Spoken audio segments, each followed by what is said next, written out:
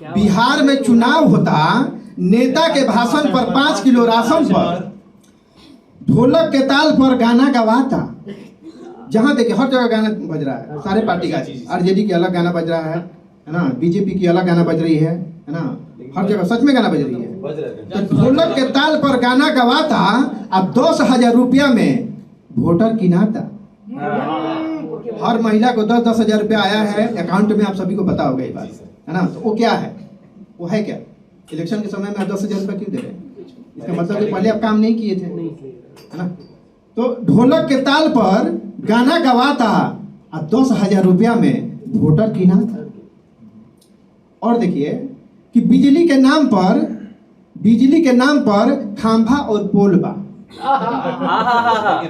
बिजली के नाम पर खंभा और पोल बा, 4 घंटा रहता, 20 घंटा गोल।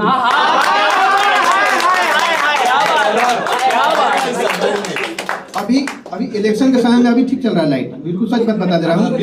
हो सकता है ऐसे अपलोड भी करूंगा तो बहुत सारे लोग कमेंट उल्टा पुल्टा कर देंगे। अभी इलेक्शन के समय में लाइट ठीक चल रहा है, लेकिन अभी 1-1.5 महीना पहले से भी मैं पिताजी से हमेशा बातचीत होती रहती है, तो कहते हैं कि भाई लाइट है ये नहीं है, जब देखा था लाइन कटले बा। तो बिजली के नाम पर खंभा और पोल बा, 4 घंटा रहता, 20 घंटा गोल बा।